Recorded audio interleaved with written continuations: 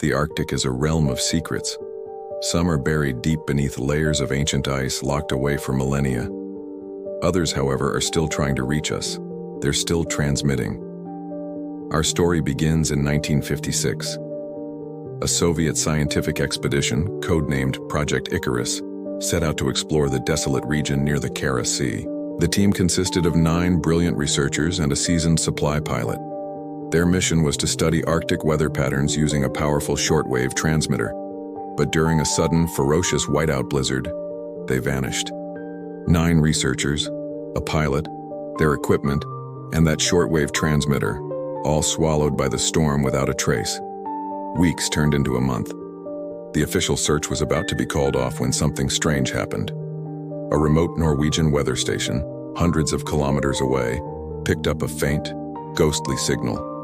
It was incredibly weak, crackling and broken by static, almost lost in the atmospheric noise. But underneath it all, a human voice could just be discerned. It was repeating the same 3 chilling words over and over. "We are not alone." Initially, authorities dismissed it. It had to be radio interference, a common occurrence in the Arctic. But the signal persisted. When they tried to trace its origin, they hit a wall. The frequency didn't match any known Soviet or Norwegian broadcast. The unsettling part? The signal seemed to be transmitting from somewhere deep inside the ice shelf itself, far from any working transmitter on record. It was an impossible broadcast from an impossible location. When rescue teams were finally dispatched to the expedition's last known coordinates, what they found only deepened the mystery.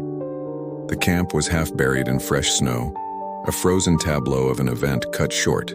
Tents were torn apart not by wind, but as if from the inside. Scientific instruments were frozen mid-use, their dials stuck on final, frantic readings. And in the center of the camp, they found the radio, still connected to a dying generator, humming its last breath. Inside the radio was a tape reel. It was warped by the extreme cold, but determined engineers back in a lab managed to recover fragments of the audio. What they heard was terrifying. Between the screech of static and the howl of the blizzard, a distinct sound could be heard, the steady beep of a heartbeat monitor. And beneath that, another sound, the faint, rhythmic sound of breathing. But this breathing didn't match the rhythm of the person speaking. It was something else, something distant and foreign.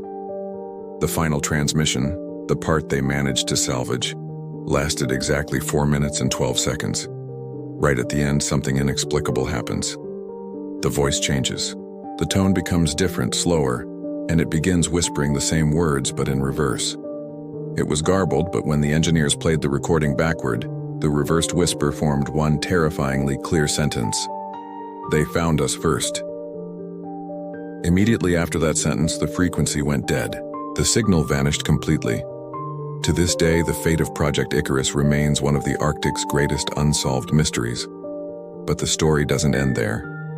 Every few years, especially during severe Arctic storms, radio enthusiasts and hobbyists around the world claim to pick up the same signal. It's just a brief pulse, a fleeting whisper buried in the noise of the storm.